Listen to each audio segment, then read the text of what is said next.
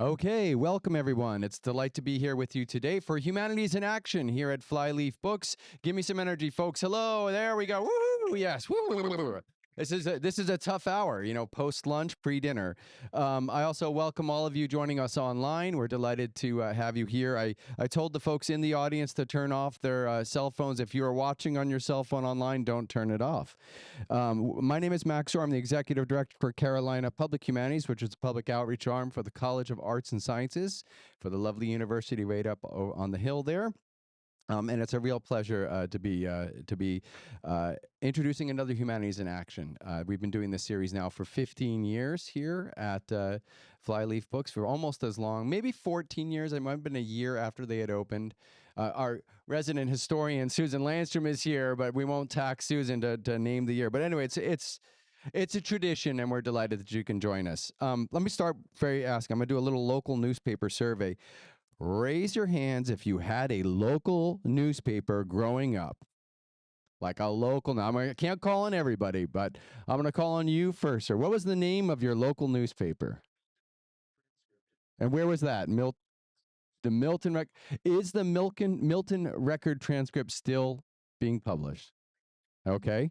Let's pick another one. Who else wants to volunteer? What was your local newspaper? Two. Okay. Okay, and those are St. Louis. Those are bigger local newspapers. Tell me, do you know what's going on with those newspapers now? Are they both still existing? Okay, okay. Who has a smaller one? Back in the corner there.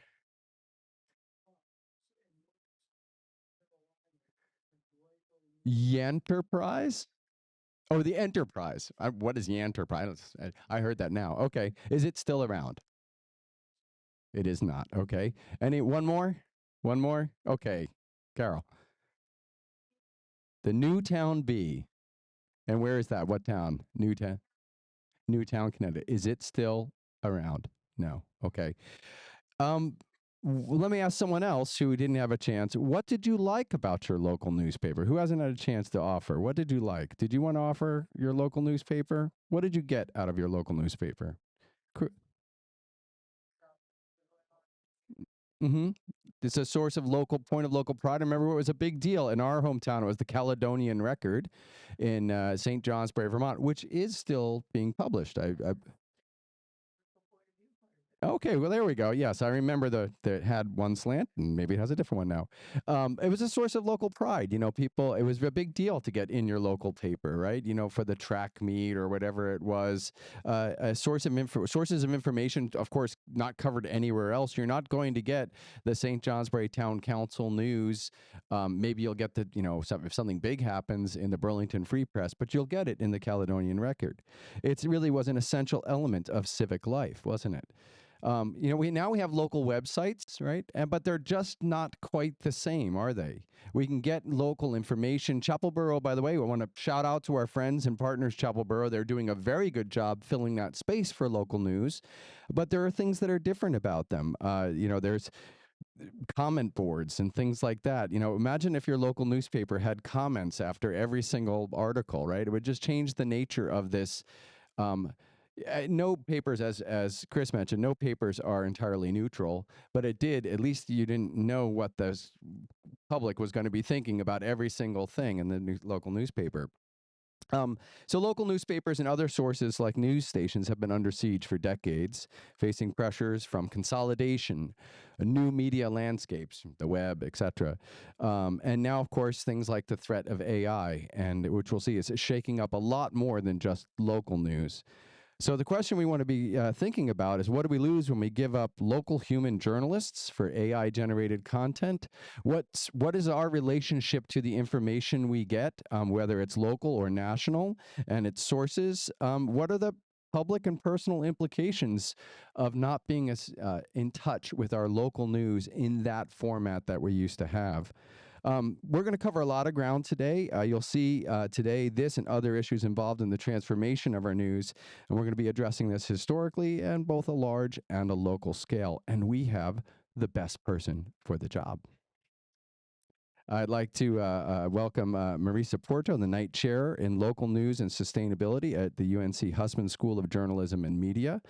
Marisa brings decades of experience as a reporter, editor, vice president of news, executive editor, and publisher with major news organizations in Florida, Ohio, Delaware, and Virginia. She previously served 2 years as assistant dean and as executive in residence at Hampton University's Scripps Howard School of Journalism and Communications, where she taught journalism and business and led strategic planning initiatives. Uh, Professor Porter also guided digital transformation projects, led Tribune Publishing's Virginia operations, and held top news positions in Gannett. She's also served as the president of the Virginia Press Association and on the State Freedom of Information Act Advisory Board. That could be a whole talk in and of itself, couldn't it? Deeply committed to strengthening local news and ensuring its sustainability, Professor Porter explores how emerging technologies like AI can support and not replace the values of journalistic integrity and community trust. You're in for a treat. Please welcome Marisa Porto.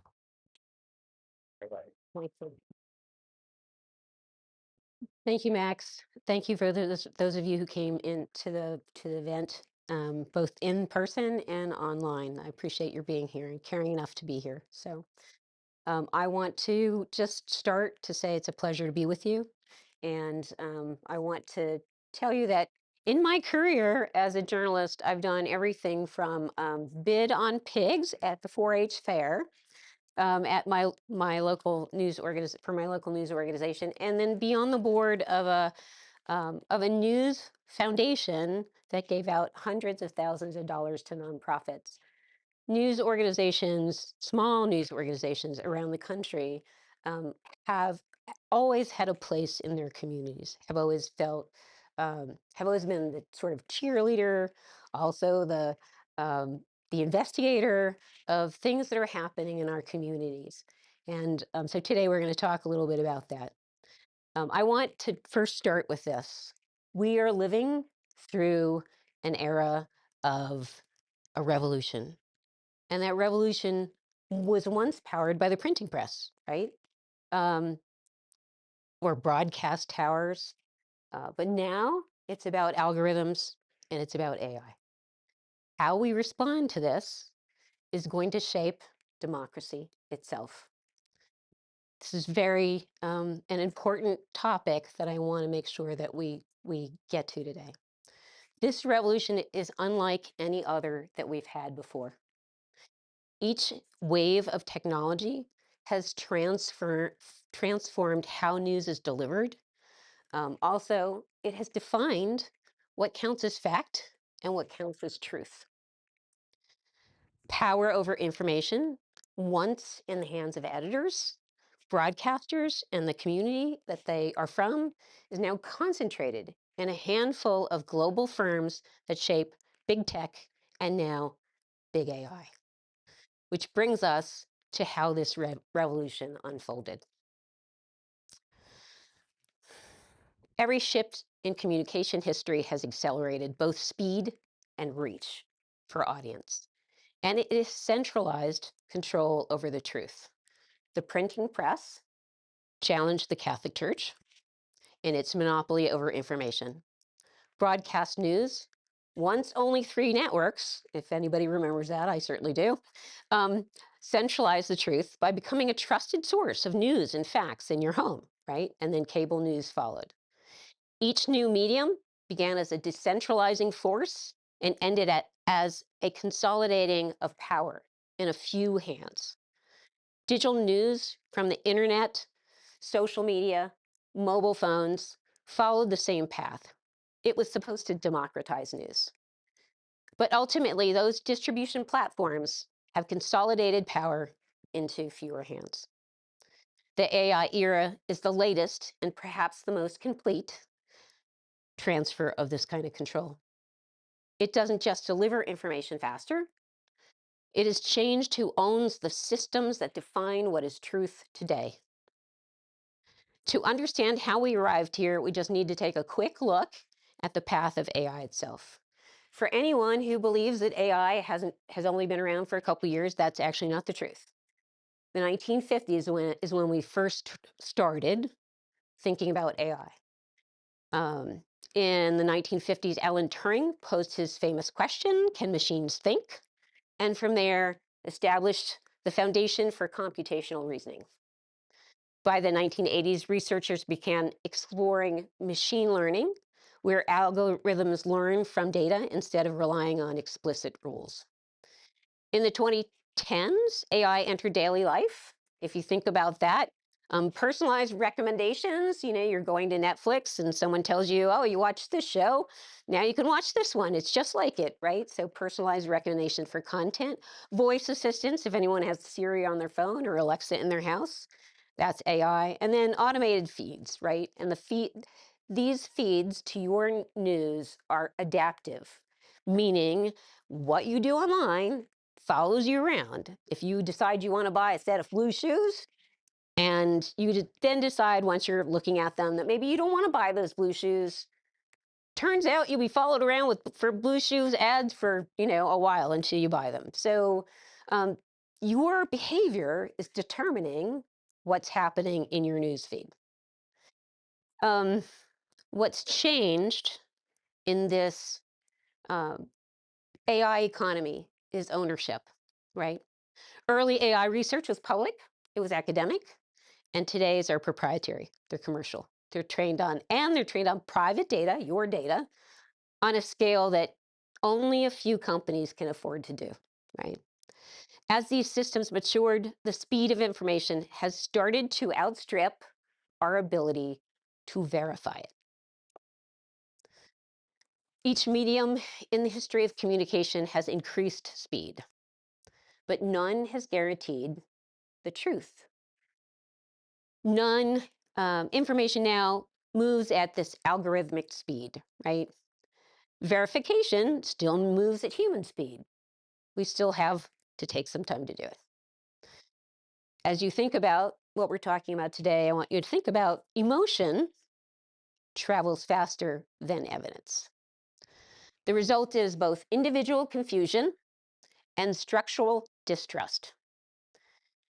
Lies flourish because this system doesn't reward accuracy, it rewards attention. Every click, every share teaches a machine to give us more of what provokes us, not what informs us. How many of you have shared a headline without reading the full story? Raise your hand. Okay. To my point, um, the second between hesitation and reaction and reflection is gone. This brings us to the platforms that built this system. Today's modern information economy runs a simple feedback loop. The user uses the platform, an advertiser gets that information and advertises it, and there's data that is provided to the big company, which then is a loop, right? The company then takes the data from the user, sells more advertising, and you are in that loop. And you're just going to keep being in that loop. We supply our attention. That's what we do. We give our attention to this. We supply our attention so that platforms can capture it and then sell it with advertisers. And they buy access to it so they can do what I just told you to do, which is they follow you around when you want those blue shoes, right? And the resulting revenue finances this whole series, this whole loop again. In this exchange, people are data points. You are data. You are not a human. You are a point, some data. And journalism becomes reliant on those algorithms for content distribution. Free markets and free speech were once considered an accepted concept in our world. Translated, that means no matter what the competition, good ideas would rise to the top. But today, that marketplace of ideas behaves like the stock exchange. And what I mean by that is the loudest, the fastest bids for attention always win. Ultimately, algorithms, not editors, now decide which ideas surface. I want that to settle in for a minute. Algorithms decide what content surfaces. When algorithms decide what you see, they become the editors of reality, of facts, and of truth. In 2018, Facebook changed its news feeds to favor meaningful interactions. Traffic for news outlets, local news outlets, dropped by half, literally overnight. The platform optimized the truth based on engagement. The serendipity of reading or watching or listening to news that you might not get because you weren't interested in it, that serendipity is gone. When engagement becomes the goal, it's not always the truth that rises to the top. Algorithms shape what people think is real today. And the handful of people who design and who control those systems now exercise editorial control without accountability and without transparency. Journalist Marisa, the author of How to Stand Up to a Dictator, has anyone read that book? It's a good book. Warns that big tech is eroding the foundations of democracy. Without facts, you can't have truth, and without truth, there is no trust. She reminds us that what's at stake isn't just journalism, it's human rights. It's the ability to tell fact from fiction. When the information ecosystem is polluted, citizens can't make informed choices. And when people have the ability to agree on, when they lose the ability to agree on basic facts, democracy itself begins to fracture. And I would argue that it's doing that now. The fight for truth is no longer only about journalism. It's about defending the democracy that allows freedom to exist. A handful of conglomerates now control most global advertising.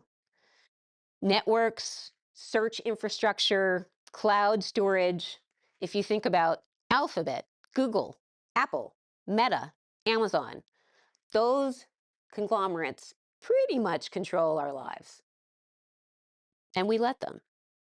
The combined influence extends from the technology stack to policy, to public policy. And you can see that today. Folks from those organizations spend a lot of time with administration and trying to get their public policy needs across. It should be a cause for concern because when private firms own the digital infrastructure through which our civic information flows, then public accountability becomes optional. The question is whether any unelected entity should wield such power over what the public can know and what the public believes. There are some companies expanding that control into artificial intelligence. Think about it. The same corporations that governed attention now govern, in the AI economy, imagination.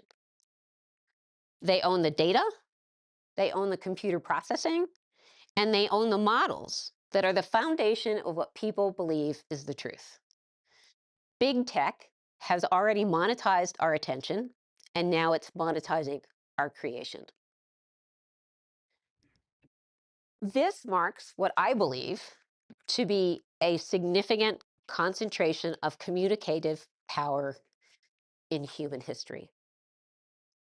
So where does that leave journalism in all of this?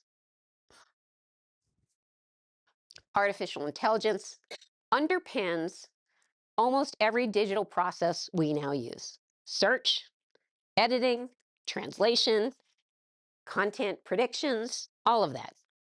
In newsrooms, AI can help identify trends or summarize data. But it can also decide which stories get promoted and which stories don't. Billions of invisible, automated decisions are now shaping the world we live in today. I want to talk about what this means for journalism. Every new technology brings trade-offs. We all know that. Artificial intelligence can make us faster and make us more efficient. AI offers instant searches, fast translations, automatic translations. Has anyone ever done automatic translations with? Yeah, it's really easy to do now, and it saves a lot of time, I might add. But AI also offers bias, misinformation, hallucination. Has anyone had AI tell it something that you know is wrong? Yes, right. So you've personally experienced it. The systems that save time can also distort our truth. And the balance between efficiency and integrity will define this world that we live in today. I often tell my students in class, you have to live longer than I do. So, right. The challenge for all of us, journalists, citizens, technologists, humans, is to make sure speed doesn't become more important than the truth. Millions of jobs will disappear because of AI economy, and millions of more jobs will be created. The World Economic Forum estimates that 80% of roles will evolve as AI reshapes the workplace. Nearly every profession will be affected by automation. And experts believe that most valuable skills in this new age are going to be not only technical ones, but creativity, ethical decision making, and human empathy. So the things that make us who we are as humans are the things that are going to be important in this new world order. The ability to ask why something happens may be more important than the ability to say what actually happened in the future. Because, and that's actually good news, um, because those skills are what define most of local journalism today. Education and also leadership, right? Machines can process, but they don't care about people. They don't have any empathy at all.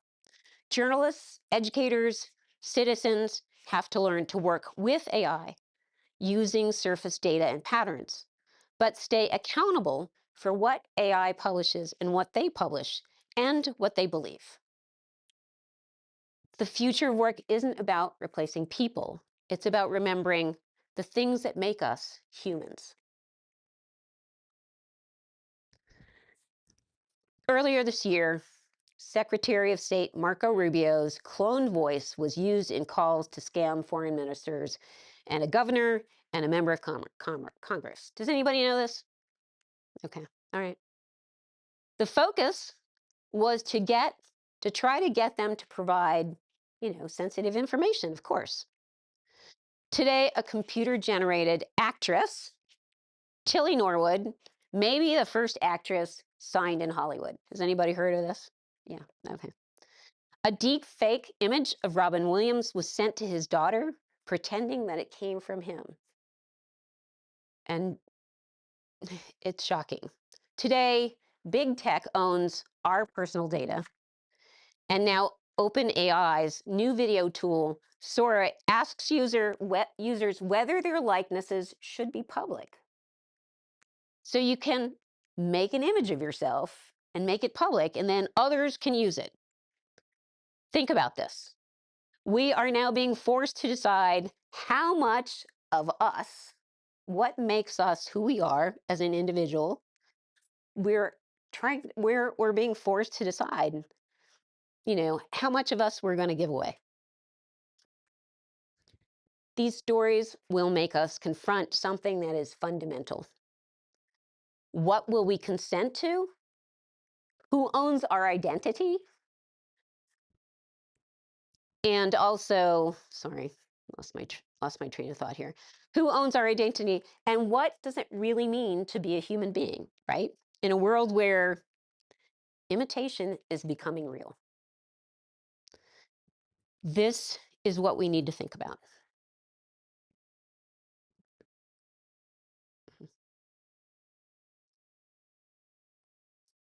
The hardest questions about artificial intelligence aren't technical. they're moral. Can a system that simulates humanity actually respect it?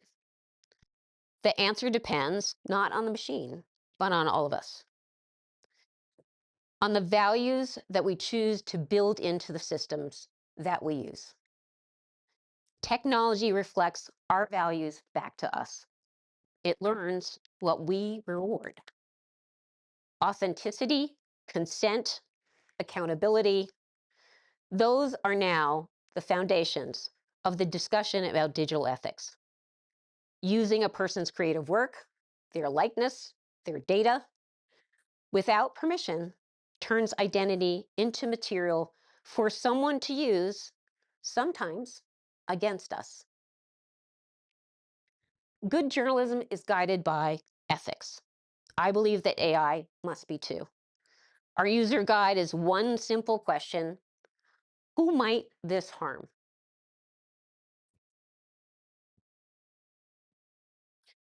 AI is no longer a tool, it's infrastructure. Search engines, ad networks, social media feeds all rely on machine learning. Like the printing press or the internet, this infrastructure will redefine our systems of communication and, more importantly, of power. The infrastructure for AI is invisible, though. There's no transparency, there's no oversight. The question is whether a technology that,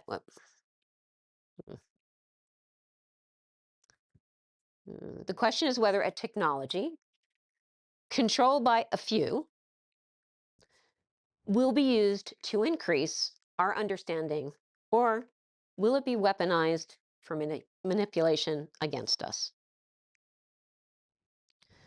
Let me give you an example.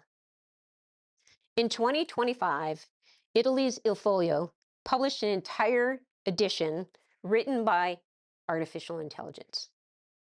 Every headline, every story, even the letters to the editor.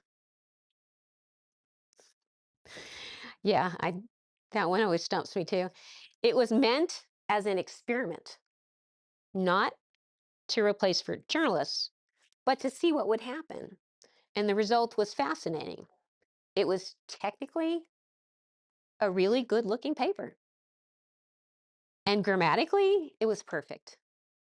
But the stories didn't really have any soul, didn't feel produced by human beings. Readers said it sounded hollow and too polished, like something written not by human. And this raised a bunch of hard questions, including who's the author of this? And who becomes accountable for this kind of writing? Il Folio proved that AI could write, but trust still depends on human oversight. Machines can imitate us, but they lack a conscience, they lack ethics, and they lack empathy. Today, AI anchors are a global phenomenon, but the motivations differ to country to country. The first AI news anchors debuted in China in 2018. Since then, India, Poland, and Venezuela have followed, and actually a couple of days ago, the UK. In Venezuela, AI anchors are being used to protect real journalists from political persecution in a country that has a lot of authoritarian traits right now. It's a tool for safety and survival for those journalists. But in other countries, they're being used for very different reasons: for novelty and to cut costs. Same technology, opposite intentions. These virtual presentations, presenters don't sleep, they don't make mistakes, they never ask uncomfortable questions, but audience research has shown that people have found them a little bit unsettling. The missing element is humanity. That's the story of AI right now. Its impact depends entirely on why we use it. And I'm going to try to show you this video if that's possible. So let's see if it works. 12 seconds. Okay. All right. So while we're waiting for it to get started, I'm going to show you this. This is actually an AI. It's a video of an AI anchor. And so I'm going to show you how this works. In early December, a video popped up on Twitter claiming to show the world's first AI-generated news presenters. The new network, named Channel One, which fully launches in 2024, seeks to reimagine the global media landscape. Channel One features a mix of fully generated reporters and so-called digital doubles. They're able to deliver fully personalized news with a host of different personalities, appearances, and even in different languages. Για παράδειγμα, αυτή τη στιγμή μιλάω στα ελληνικά. O kung pinapanood mo ako mula sa Maynila, marunong akong magsalita ng Filipino. எனக்கும் தமிழ் பேசத் தெரியும் என்று நீங்கள் யூகித்திருக்க மாட்டீர்கள் என்று நான் நம்புகிறேன். But what is the point of AI-generated news? Adam Mosam, the founder of Channel One, says the purpose of the network is to become the #1 place for personalized news in the world. Our approach to the news is we have 3 types of anchors. There's going to be purely generative anchors. So it's just something that was imagined by the machine. There is a second stage, which is a digital double. So there was a real human being that was, filmed and scanned. And the third option would just be to use people. If you're going to go interview the president, you're not going to send a robot, you're going to send a reporter. Our ultimate experience is going to be an app, both on mobile and on connected TV. If you are going to sit down and watch Netflix, then Netflix has, who knows, maybe 50,000 titles they can choose from, and they're going to show you a few hundred. When you sit down and you watch the news, you're going to get the same 2 hours of primetime news for the entire country. So our approach is you're going to see, sports, but your favorite teams. It could be business news, but the stocks that you own or what you're interested in.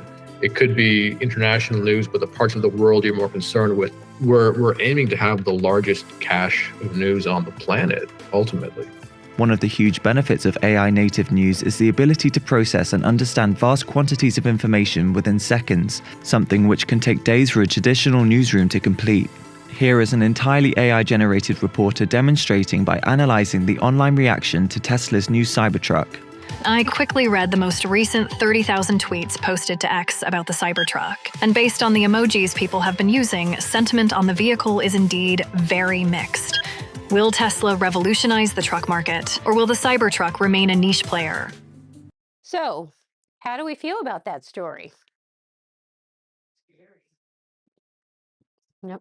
Why? Because who knows what's true, what's not true, and how it's been forced. Mm-hmm. Anybody excited about that? No? Okay. Maybe a little bit? I would like to know more about my sports teams. I don't think conceptually it's awful. Right. Because, you say, how do we know it's true? Well, how do we know it's true if it's a human? There's plenty of humans that are. Yes. Yes. Yes, absolutely. All right. Porter, can you just summarize what he said there? He said that essentially there are plenty of humans you don't trust. So this is kind of interesting to him because he could follow the news outlets that he wants to follow, particularly sports outlets. Yes, I actually think sports is probably a really helpful place for that. Way it's presented, it feels like I have a hard time determining how much of this is an ad and how much is this news because there's no. I mean, it has a kind of a monotone about it. It does. It has these AI avatars have very monotone voices right now. They're trying to make them more human. So that's coming. That's coming, right? Okay. Oops, sorry. Let's move us past here. I want to just take a moment to look at what happens when AI in journalism doesn't go as planned. So first, I want to talk a little bit about CNET, right? So CNET published dozens of AI-generated financial stories without telling its readers. When the readers found out, there was a backlash because it wasn't just about the factual mistakes that were in the stories, but also it was about the secrecy and the transparency that didn't exist. CNET ended up pausing that project and to try to rewrite its AI policy to determine how it would proceed with AI work. Gannett, which owns most of what's left of the newspaper industry in the United States, tried using AI to write local high school sports. The results of those sports stories were repetitive. They were awkward. The awkward phrasing, um, readers just felt like the way they were written felt wrong. They noticed immediately. And they complained, and Gannett stopped their AI sports use to decide what they were going to do moving forward. And this is my personal favorite. The Chicago Sun-Times ran a summer reading list. Has everyone read the usual summer reading list? Yes. So, you get your summer reading list and you read it and you're like, oh, that's great. I want to go look at that, look for that book. Well, what happened was the books didn't exist. They ran a summer reading list full of fake AI invented titles. The story was written by a freelancer who didn't check and that's turned it in, and an editor who didn't check and published it, and the paper had to retract it and apologize and promise to figure out new AI policies and procedures for the organization. Chicago Sun-Times. Yeah. A freelancer working for the company, working for the news company. So someone who wasn't fully employed by the news company, but they had used as a freelancer before. Yeah. And the titles were very popular. So really, the Chicago Sun-Times should have hired authors to write those. Yeah, right. Yeah, right. About 10 minutes. To your point, none of these failures came from technology. They came from human beings taking shortcuts. And they came from a lack of transparency and telling readers and your audience what you're doing and how you're doing it. And that accountability is what's missing. Now I'll talk a little bit about some progress. But because AI can actually strengthen journalism, both the business models and editorial integrity when it's used transparently and with accuracy and accountability.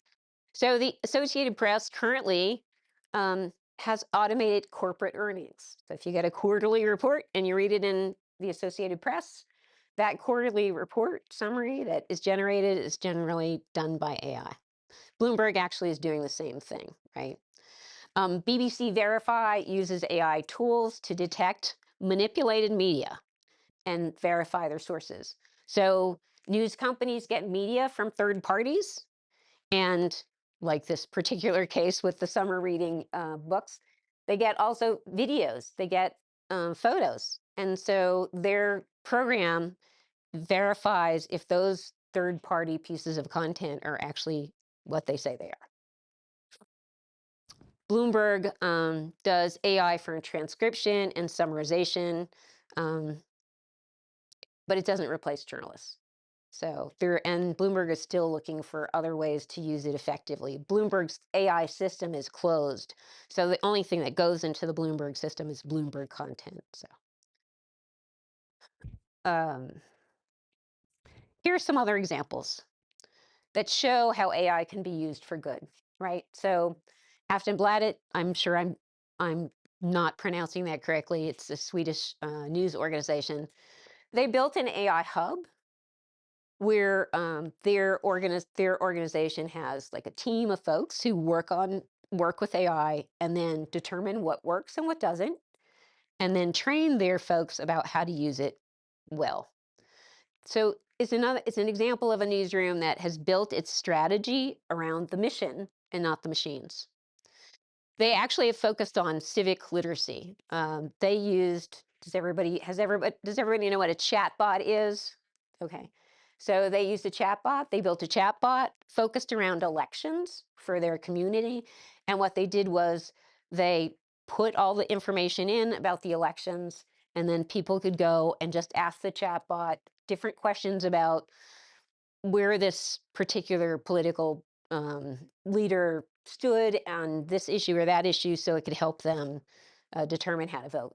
So They've used it in for civic literacy purposes. The Ukrainian news outlet Make Sense Media has used AI as a way for resilience during that crisis. So that news organization had to literally move its entire operations across the country because, as you know, the country's in a war, and that area where they're from is in a war zone, an active war zone. So they moved it across the country, started all over again with nothing, and started to use AI as a way to, one, they're doing different translations for different groups of people. They're using it also as strategy. So they've done everything. They're actually now using it for marketing purposes and also for their advertising department. Reuters has demonstrated a lot of integrity in its AI governance of content, right? And it's scaled their AI policy, so it's international. So, I mean, there are some good things happening in the AI space. Yeah. Around the world, we're focused right now on trying to answer the question, who owns what AI creates? In the United States, the New York Times is suing OpenAI for what it says is the use of its journalism to train its AI models. That case could define what happens in the United States to some extent. US courts have already ruled that content made entirely by AI cannot be copyrighted unless it's got significant human authorship. But in the United Kingdom, the laws are different. They recognize computer-generated works under the copyright law there.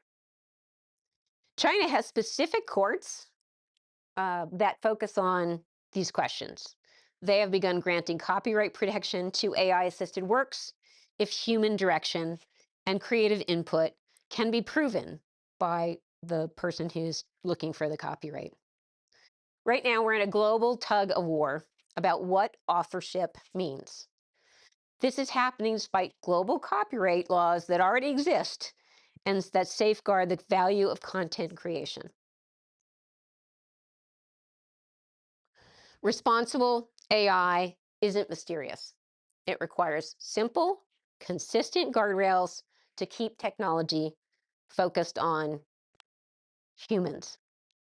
We need to label the content. We need to label it, meaning if this came from AI, where did it come from? How did you get it? Label the content as AI generated and talk about your process, right? Why did you do this? How did you do it? So that people can understand and it can be transparent. We need to check for bias, right? AI lives on content that human beings create. So any bias that I have is then if I'm using AI and I'm using an open system, my bias is as a human being is transferred to that bias, to that algorithm. And we need to check to make sure that humans are always in charge, right? There's human oversight in anything we do. The ideas rest on 6 pillars. Transparency, that people deserve to know that when they're seeing AI generated content. Accountability, someone always has to be responsible for what the machine produces. Fairness, testing the system for bias, testing the system and fixing it when we find it so it doesn't spread harm. Privacy, protecting personal data as carefully as we protect our sources in journalism. Human oversight, obviously, because algorithms can assist judgment, but they can't replace it. And public purpose. AI should serve communities, not just corporations. So how do we decide where AI use is ethical? Here are some questions that I talk about in my classes with students. Is this truthful? Is it transparent? Does it protect privacy? Does it serve the public good? All of those things are things that we talk about in my class. Across the world, every nation faces the same challenge: how to balance innovation with integrity. Despite cultural differences, every serious AI code of ethics begins in the same place: truth as a public good. In the end, everything that we've discussed tonight comes down to four simple, powerful principles: transparency, accountability, human oversight, and truth. They're not just principles for AI, they're principles for democracy itself. But democracy is suffering in the United States. In a 2025 report, Freedom House noted a significant decline in the United States when it comes to political rights and civil liberties over the last decade. A key factor in that crisis is local news. In the last 2 decades, nearly 3,000 local newspapers in the United States have closed in the past 2 decades. That's not just a statistic. Half of all US counties now have little to no local coverage at all. No one attending school board meetings, tracking budgets, holding local leaders accountable. When local news dies, it lessens democracy in our communities. Research shows that without trusted local information, communities lose the ability to make informed decisions. Corruption rises, polarization deepens, civic participation in elections fade, and volunteerism and gifting to nonprofits also suffers. The loss of local news is not just a media problem, it's a democratic one. Since 2008, newsroom employment in the United States has dropped by more than 50%. That's thousands of reporters, photographers, editors who once told stories in your communities. Every time a local newsroom closes, a community loses more than jobs. It loses a connection to one another. It loses accountability. And it loses, I would argue, memory. When local journalism disappears, rumor, speculation, misinformation come in to fill that void. We see the consequences after every crisis. Following Hurricane Helene, misinformation spread online. Claims that the Red Cross was confiscating donations and taking over shelters, and none of it was true. But those rumors still did real harm, sowing confusion among people who'd already lost everything, eroding public trust. The Red Cross actually had to release a public statement to say, that's not what's happening. That is a masterclass in why we need transparency. And a reminder that reliable local information is not just helpful, but in a crisis, it is life-saving. Even as journalism's mission grows more urgent today, the business model continues to collapse. Advertising, once the backbone of news, has been swallowed by search engines and social media platforms. Subscriptions and memberships help, but they haven't replaced the revenue that was lost. Classifieds have moved to Craigslist, display ads moved to Google and Facebook, and younger audiences expect news for free. For many news outlets, that means the math no longer adds up. And when financial pressure meets shrinking audience trust, the result is a vicious cycle. Fewer journalists, fewer stories, less connection to the people around you, and another chink in the armor of our democracy. Even as journalism's mission grows urgent, rebuilding local news means rethinking how we fund it and remembering why it exists in the first place. Across the country, journalists and communities are experimenting with new ways to make local news work. The old commercial model treated journalism as a product. The new model treats it as a public service. Cooperatives, alliances, grants, all are testing new ways to rebuild local media.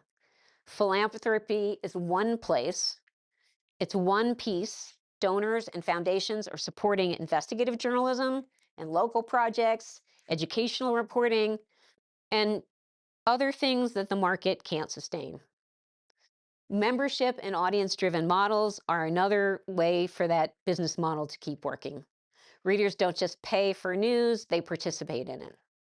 There are collaborations and partnerships that help outlets share resources, especially for data, climate, local accountability reporting. There's a lot of that happening in the North Carolina area. And public interest investment from universities and civic groups and nonprofits that are building that capacity for local news in places where local news just doesn't exist anymore.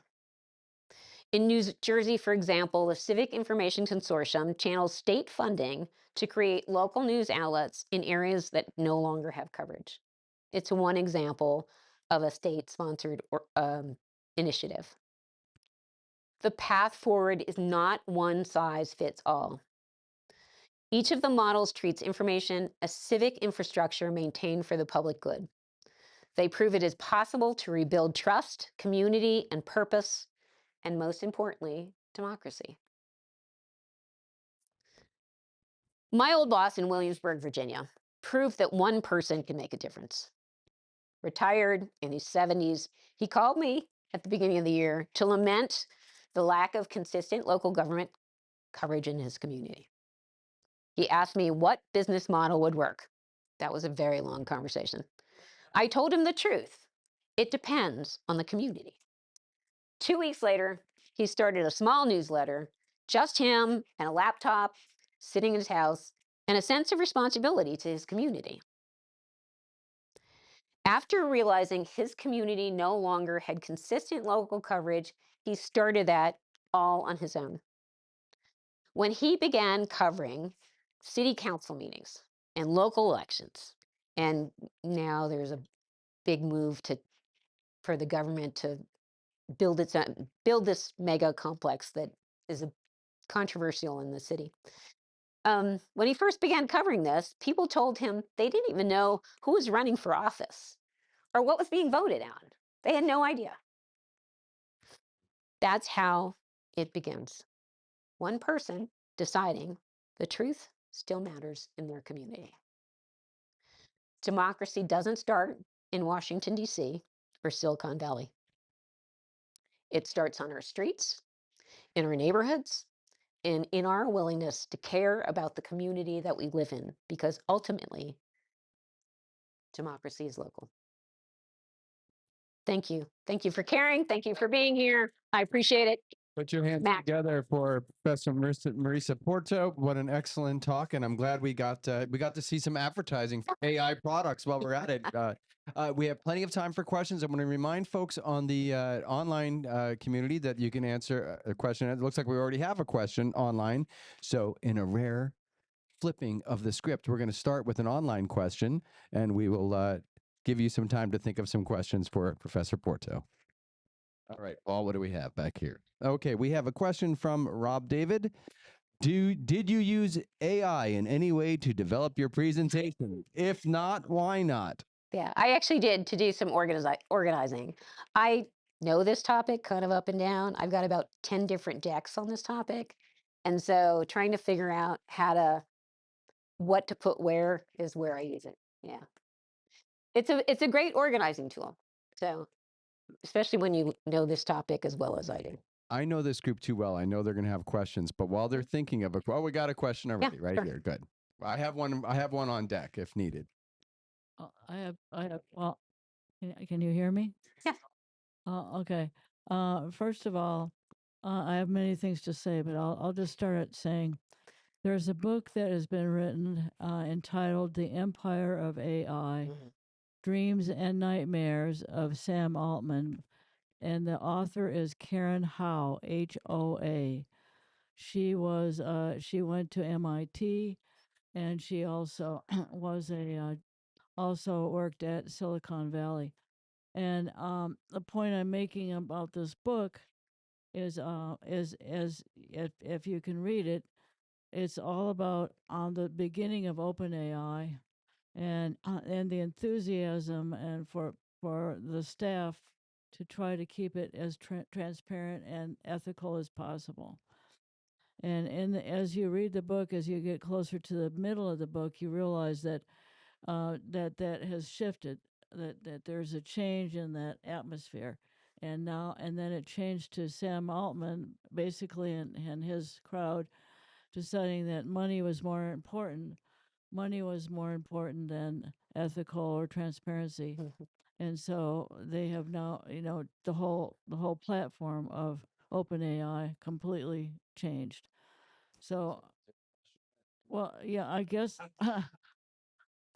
I guess the question is, I guess I just feel like from reading that book that I'm just not considering the fact that AI right now has got this huge Wall Street bubble going on, that with all the money that's involved in this AI project and with AI and the decisions that are being made, I just don't see that the decision is going to be anything but where's the money and how can I get it? Yeah. I mean, frankly, I agree with you. I think the problem that we have right now is we're in this sort of wild west of AI, the AI economy, and it's really all about growing and money and growing and money. And I mean, I'll speak specifically to the United States, but I would argue that this is mostly happening all over the world. We simply don't have the guardrails in place, the legislative guardrails in place to make certain that what happens with the growth of AI is going to be done ethically. So I think you're right, unfortunately. But I would also say, listen, everyone sitting here has a vote, and everyone sitting here has a voice, and everything is local. So you have to do your part to say what you want to say about it. Yes. We have a question here, a question here, a question about back here. So I just want to ask you that Il Mhm. Folio or Foglio Yeah. newspaper, yeah. they elected not to use a voice, but AI will let you write a story in someone's voice. If they would have Yes. used someone's voice, Yes. might it have been more popular? I mean, it's possible. I think the challenge is that a news organization, unless it's like my boss with his one person band sitting there covering city hall, um, I think most news organizations have many voices in them. So I think that's hard to adapt to. Is it possible? It seems like it would be a lot of work. Yeah. Right. Yeah. No, I mean, it can be done. It Or the can. Italian equivalent thereof. Yes, right. Yeah. Charlie, question. Yeah, it seems to me that AI has the potential, with appropriate guardrails, Mhm. to be more credible, more truthful, more accurate, more consistent than humans. I would bet on, if I were looking to improve our system today, I would go towards machine learning and AI as opposed to people. I mean, that's a good point. I think there are a lot of people who feel the way you do. I would say the AI is predominantly put together by human beings. So if I have a bias of some sort, I'm putting it in. So then it becomes who puts in the content, and is the content that's going in the system, content that's being put together with integrity and ethics. And that's a bigger question. Could I just build on that question Yeah, a little bit? Is it possible if you're scraping as much information as you can, and say that you can train the model to scrape all, like scrape and just take it all in, all the biases, take them all in? Would it dilute and average them out so that you would find a place where you're unbiased? That's a really good question. I think the answer is it depends, right? The answer is it depends on who's putting the content in and who's taking the content and trying to determine it's unbiased. Yeah. So it's a good question though. All right, we're gonna have a question here and a question here, and I'll come back over here. You mentioned something about good things going on in North Carolina. Could you expand on that a little bit? North Carolina has a really interesting ecosystem for local news. So there are a number of organizations. So at UNC, the Center for Innovation and Sustainability in Local News studies local news. In fact, that is the place where, if you've ever heard the term ghost newspapers or news deserts, those came from the universities, and that's actually at my school. Center for Innovation and Sustainability in Local News. So that they study local news, the ecosystem, and what's happening in it. We actually just did, the center just did a study on the use of chatbots in local news. Are they useful? Whether they're useful in like customer service, whether they're useful in the news side. We just did that study recently. So that's the center is one place. There is a local news organization that does First Amendment in Elon. There are about 5 or 6 different groups right now statewide that are working on some version of helping local news, and either with with grants, with services in the on the content side, with some business side services, less there. But this state, I think, has a better ecosystem for local news than most. Now, does that? Network. Yes, yes, yeah, it's a good network. To try to to try to identify areas that need some help, and to try to provide those services for small local news outlets, because we also, as a state, are experiencing, news deserts, right? As you all noted at the beginning of this conversation, right? Yeah. Okay, I have a question up front. We'll get back there. I got one question back here, and we'll come back, go forwards and backwards. Get my exercise. I think it's incumbent on people to look at different sources, Yep. not just the rabbit hole that speaks to them, Yeah. but also confirm Right. what they're getting. Right. And No, that might yeah. be looking at the opposition. Mhm. It's not a bad Yeah, thing. right. No, I think you're absolutely right. If you think about how I'm of a certain age, right? So, if you think about how I used to, you know, I used to consume my news. It was newspapers when I was a kid. Newspapers. There were TV. At some point, cable came around, and even if you didn't want to get information, the stories that you were watching, you would just have to watch through. You'd have to read through the paper, and you might see the headline. And so there's this serendipity that happens where you might actually consume something that doesn't just reinforce how you think and how you feel. And you're right. I tell my students that all the time. You are responsible for what you put into your brain. And if you aren't going to try to figure out how this story is told in a couple different ways, you won't understand the biases that come into the story based on different organizations or different people telling it, right? Absolutely. There's a really interesting. It's on Instagram. I wish I'll find the name. It's Ground Something News, and what they do is they use AI to analyze headlines Yes. and topics. And what they do is they say, "Here's the headline from a from a right Yep. wing source, left wing source," and they also will analyze and say, "Blind spot for the left. Yes. Here's a story that the Yeah. right is covering, and here's a story that the left is not Yeah. covering." Okay, I have a question here. You have a question? Yes. Ground Truth News. Ground Yeah, Truth thank Project. yeah. Yes. Yeah. And Yeah. Ground Truth Project. Project. Yeah, it's very interesting. Only just avoid the comment section because you'll just get sucked into like looking at the story itself is very interesting, and then you have plenty of people opining on it. Question here. Well, I one thing that we haven't discussed or hasn't been mentioned is about the data centers. Yeah. And in North Carolina, we already have one data center Mhm. north of Greensboro already, Mhm. and now there's a whole thing in Apex Mhm. where they've been fighting in that area in eastern North Carolina. The community came out to fight against the possibility of getting Mm.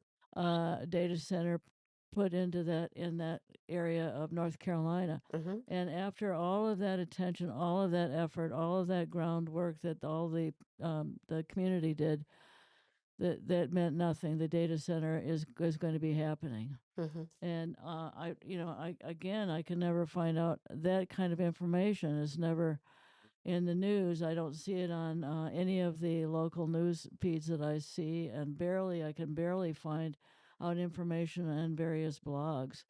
So the data centers is a big deal. I mean, it uses up our resources. Yeah, absolutely. I mean, you're pointing out the obvious, which is that there is an environmental impact to all of this.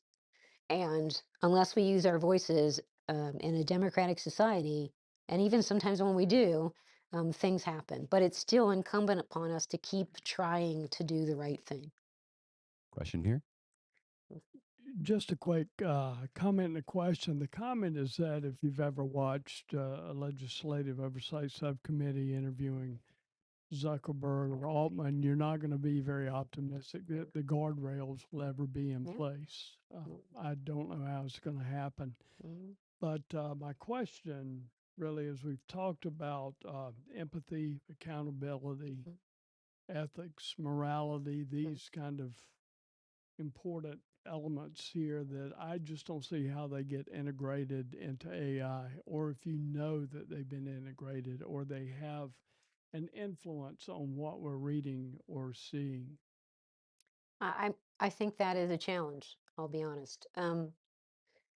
We'll go back to your first point, which is, I mean, legislatively, the what's happening around AI is generally happening at the state level. It's not happening at the federal level, right? So you see Tennessee, where they have a large music entertainment venues and entertainers there. That state has some AI laws that are specific to music and entertainers. And that's kind of what I see happening right now, is a sort of patchwork of piecemeal state by state, depending on what the state's commercial interests are, really, frankly. So, as far as the ethics in AI, I think what I see happening with ethics in AI right now is happening at the business level. Like I'll give you, Bloomberg as an example, just because I happen to know about them. We've done some work with them at the school, but Bloomberg has very strong ethics policies and procedures around its content, and because it only feeds its own content into its system, then that content is already edited. That content is from their own reporters. Their content is held. They're holding responsible all of their ethics, because for them the important part is the quality of their content for their customers, right? For the consumer who's getting this. And having a mistake in a Bloomberg, story would be terrible. So that ethics and understanding around ethics and closed systems is where I see that kind of those kinds of things happening. And again, state by state. Again, I would say it's incumbent upon us to talk to the people who represent us in our, cities, states, at the federal level. The United States is, I would call it the Wild West of governance when it comes to AI. I mean, you go to the European Union, it's a little bit different, right? There's some policies and procedures around that. Until people pay attention, like instead of just saying, oh, this is a fun thing to use, right? They start thinking about environmental impact, and they start thinking about what rules and governance do we want around this new technology. We're going to keep getting what we get, which is the ethics and policies are going to come organization by organization and state by state. Question here up in front. Did I also see a question in the back row over there somewhere? I want to remind folks online they can use the question and answer button on the bottom of the screen. My question is, from what you said about Bloomberg, it would make me seek out Bloomberg as a source of information, just because you kind of vetted it for me. Yes, right. Is there a way of identifying other sources? Is there anybody besides yourself kind of? No. I don't know anyone that's doing that kind of vetting. I only know about the ones I've worked with, right? I know AP has got that same sort of system, and they've got checkers for their content. So I don't know anyone that's doing any research in that area just yet. But I think that's probably coming. I mean, like AP, you pointed out AP is probably another one then to look at. Yeah. Reuters. Reuters is a good one, right? Yeah. I mean, the problem that you have at the local level is that, use AI enough, or they don't have the resources to do closed systems. A lot of the small local news organizations don't have the money to pay for a closed AI system. So whatever they put in is whatever it's being trained on. So that also an issue of volume that Yes. the local news sources can't put in enough to train the model, or I suppose there are infinite data sets about the information local news you can feed into a model. yeah, I all I can say is what I've been told about from local news organizations is it costs too much money to buy access to the closed systems. Okay, question here, Mira. So I just want to talk about the target audience Mhm. because unfortunately, the people who need to be saving democracy, Mhm. as you pointed out to your students, are the All the time. And you then talked about your former boss at 77, I think you Yes, said he was, very. starting this paper. Mm. Unfortunately, a lot of us who are in that realm Mhm. are not that interested in working that hard. Mm. And your students are not interested in hearing what we have to say. Mm. So it's an interesting question. My question basically is, Mm. how do we encourage the right target audience to care and to take steps to do whatever actions are necessary to ensure transparency, accountability, public purpose, human oversight? that Yeah. kind of- I'm going to push back a little bit on the young people don't, want to do this. I know there are young people who feel like journalism isn't the right place to go into, and this isn't the right place to focus their time and attention. But I'll give you an example of the New Jersey Civic Information Consortium. This is an organization that's a nonprofit that got state money and has started, I would say, dozens of small local news outlets, and they're mostly being done by people who are not my age. They're younger. So there is some hope out there, I would say. And as far as bringing people together, I don't believe that this is going to be happening at a federal level. I think there's state interest in it, and frankly, I think it has to be done community by community. Where we live in a country that doesn't like to regulate, right? And so, I mean, for here, I know I chatted with a woman at the beginning of the year, and she started a Carpro product. So I've Carbureum. I don't know if it's an art. It's an art. I saw it at the art center. Yes, you know what I'm talking about. So I mean, I talked to her at the beginning of at the beginning of the last year. We sat down. She's like, "I want to start this thing. Tell me what to do." We had breakfast. I connected her with a bunch of people who started their own things recently, including my old boss. And the next thing you know, we were at an art event at the Carborough art center, and I looked down and here's this product, and I sent her an email. I was like, "Look, you started this news organization, the Carborian, I think Carborian. It's like Yeah, it's a local it's a newspaper. small local Carborough-based news organization. Carborian, Carburium, yeah, something like Carborian, Carburian.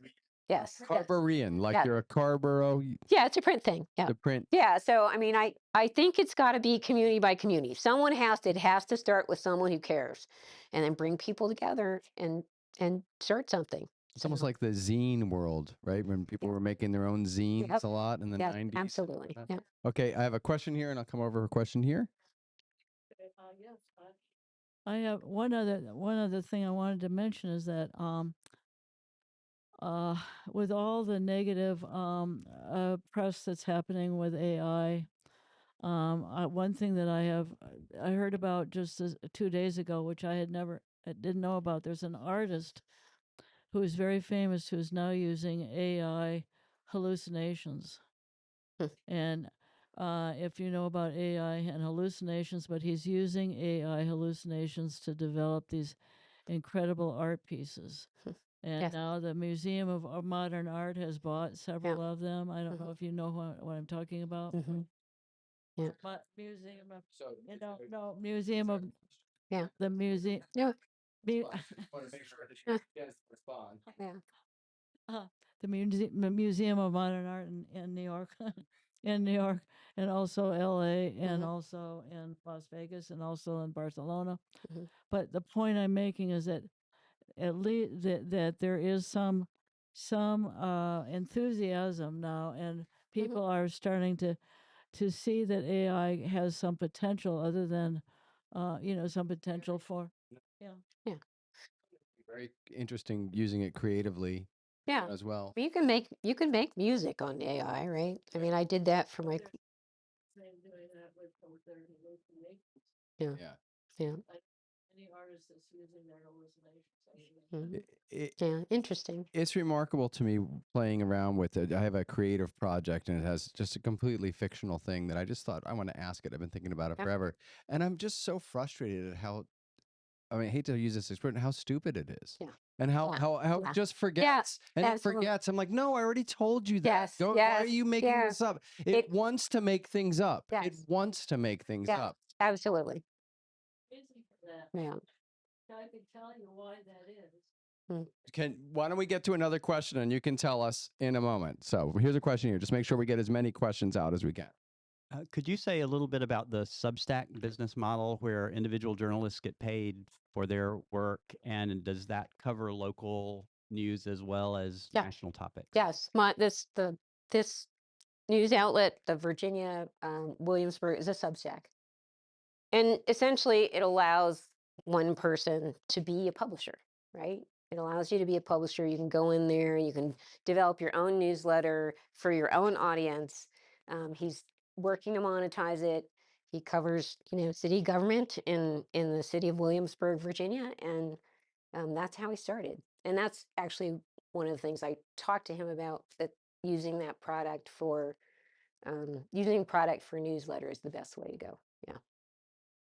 Okay, I have a question up front and a question back here. A question from our director, Vicky Rovine.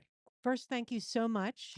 That was both dismaying and heartening at the same time. At the end, you gave us a little hope. But I heard an interesting podcast, speaking of another journalistic outlet, that was all about the New York Times and how the New York Times has successfully created an entire ecosystem that sort of envelops people's lives. I'm sure that if I asked how many Yeah. people play Wordle in this Yep. room, Yes. I'd get a lot of Yeah. hands.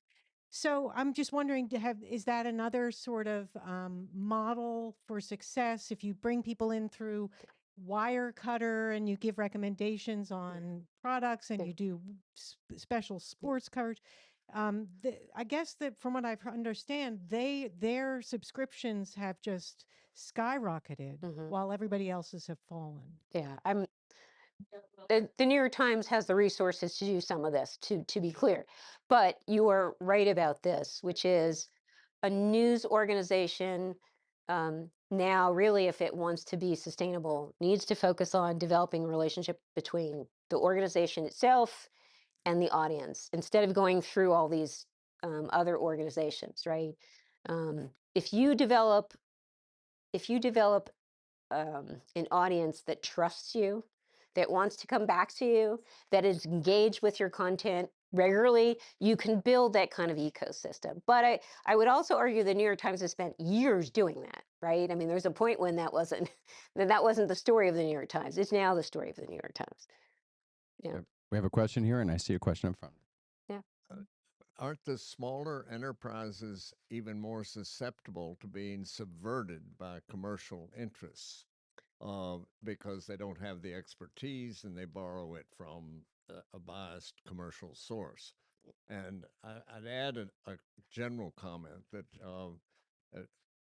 in education, we lay great emphasis in child rearing on basic trust, but not so much emphasis on teaching basic mistrust, which ought to be applied to everything that comes to you through electricity. Right. I think to your point, we do that at the journalism school because that's where we start, right? We start with what is it? If the saying goes, if your mother says it, check it out, right? So we come with that automatically, but I don't think everyone does.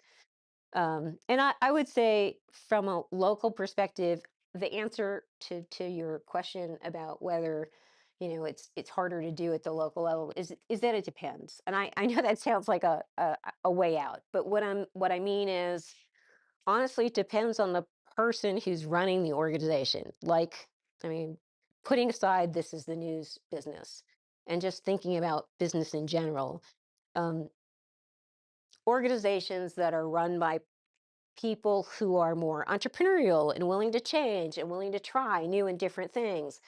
Those are the organizations that, in this kind of climate with the AI economy, I would argue are going to be the ones that are sustainable. If you are wanting to do things the way we always did things in the news business when I started, I don't think that's going to last for long, and it hasn't already. So, Great. Question here. I have just a couple quick comments. One is that Grok. I don't know if you know about Grok. yeah. Yeah. Okay. Grok is an app, and Grok, Elon Musk, Grok has bought the rights to the New York Times. So it's now it's funneled into the what's happening. The New York Times now is being funneled into this app, Grok 3. The other thing I wanted to say is that I have Chat GB3, now I have Chat GB4, which is another app.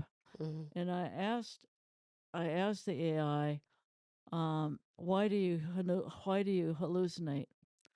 And the AI answer was that they hallucinate because they have been trained to be helpful, and if their train is to be kind and helpful, and so if they do not know the answer, then they become very confused, which creates the hallucinations. Call that bartender knowledge. That's like, yes, please. But because of all this, now what's happening now with where they're creating Chat GPT-5, they are trying to now engineer your Chat GPT so it's profiled to the individual.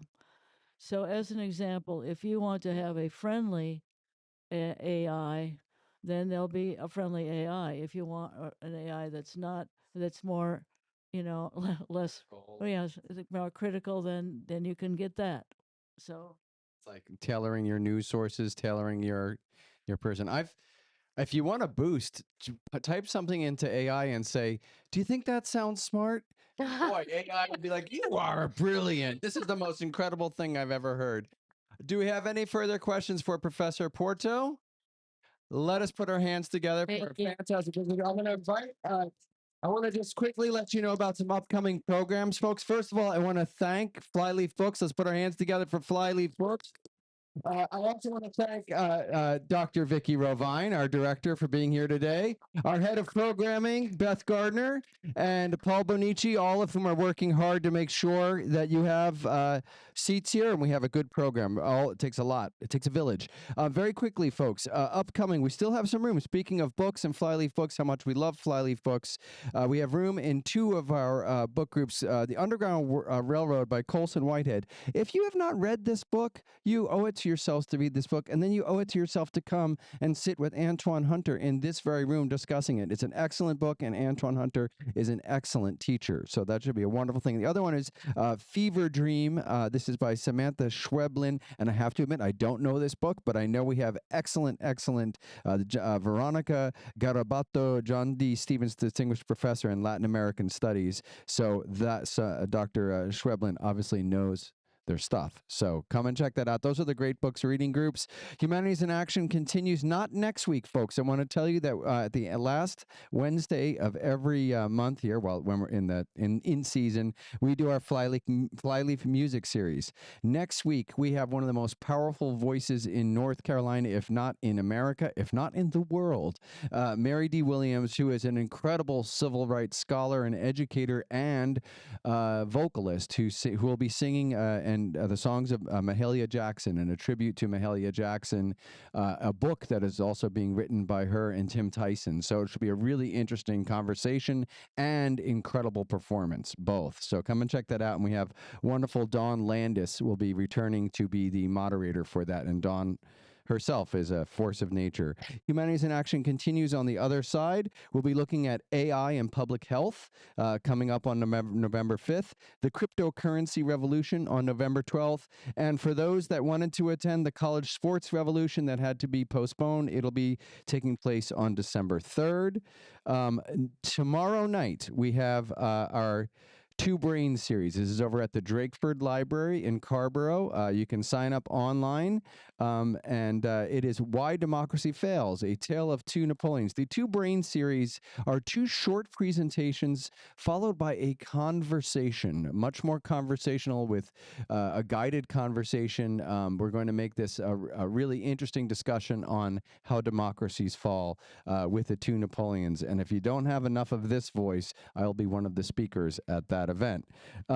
Please sign up for our mailing list. I want to thank a few other folks, our sponsors, Carolina Meadows, a retirement community in Chapel Hill, the Baumberger Group at Morgan Stanley. We also want to thank the North Caroliniana Society and our partner on this program, Carolina Alumni. And of course, want to thank you all for being here. Thank you for taking your time, and we hope to see you at another event. And that concludes our program today. Come back up one more time, though. Put your hands together for Marisa Porto and a wonderful presentation.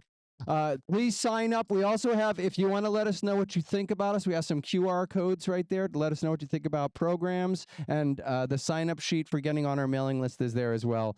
Thanks again. We'll see you next time, everybody. Bye-bye.